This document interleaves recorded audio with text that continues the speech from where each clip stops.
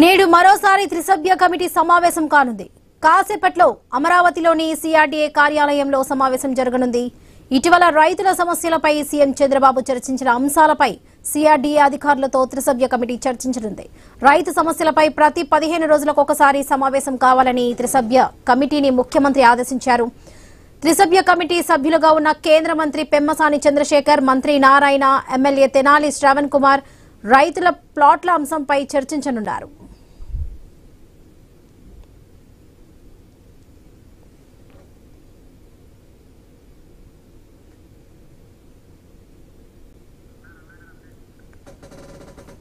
నేడు మరోసారి త్రిసభ్య కమిటీ సమావేశం కానుంది. మరి కాసేపట్లో అమరావతిలోని సిఆర్డీఏ కార్యాలయంలో సమావేశం జరగనుంది.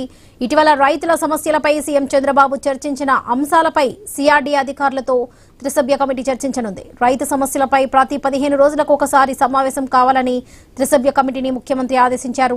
త్రిసభ్య కమిటీ సభ్యులుగా ఉన్న కేంద్ర మంత్రి పెమ్మసాని చంద్రశేఖర్, మంత్రి నారాయణ, ఎమ్మెల్యే తెనాలి శ్రావణ్ కుమార్ రైతుల ప్లాట్ల అంశంపై చర్చించనున్నారు.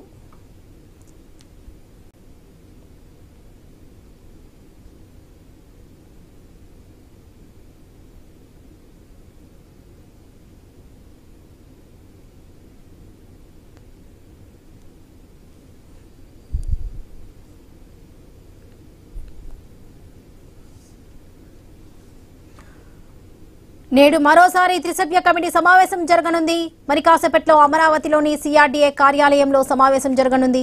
ఇటీవల రైతుల సమస్యలపై సీఎం చంద్రబాబు చర్చించిన అంశాలపై సిఆర్డీఏ అధికారులతో త్రిసభ్య కమిటీ చర్చించనుంది. రైతుల సమస్యలపై ప్రతి 15 రోజులకు ఒకసారి సమావేశం కావాలని త్రిసభ్య కమిటీని ముఖ్యమంత్రి ఆదేశించారు.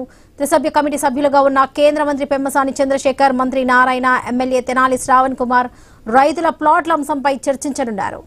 ఇదే విషయానికి సంబంధించి పూర్తి అప్డేట్స్ మా ప్రతినిధి కాంతి అందిస్తారు. కాంతి, ఈ రోజు మరొకసారి అమరావతి రైతుల నుంచి భూ సేకరణకు సంబంధించి వారి త్రిసభ్య కమిటీ మరొకసారి భేటీ కాబోతోంది. ఈ వారం రోజుల్లో ఇది 3వ భేటీగా చెప్పుకోవచ్చు. అమరావతిలో ఫ్లాట్లు ఎవరైతే తమ పొలాలు ఇచ్చినటువంటి రైతులకు ఫ్లాట్లు కేటాయించాలని చెప్పి రైతులు చేస్తున్నటువంటి దానికి ప్రభుత్వం సానుకూలంగా స్పందిస్తూ మంత్రులు ఎంపీ పెమ్మసాని చంద్రశేఖర్, అలాగే మంత్రి నారాయణ, అలాగే సిఆర్డీఏ అధికారులతోటి ఒక కమిటీని ఏర్పాటు చేశారు. ఈ కమిటీలో ఈ రోజు కూడా మరొకసారి చర్చ జరుగుతుంది. రైతులకు సంబంధించినటువంటి ఫ్లాట్ల కేటాయింపు విషయంలో ఈ రోజు మరొకసారి చర్చించిన తర్వాత స్పష్టత వచ్చే అవకాశం కనిపిస్తా ఉంది.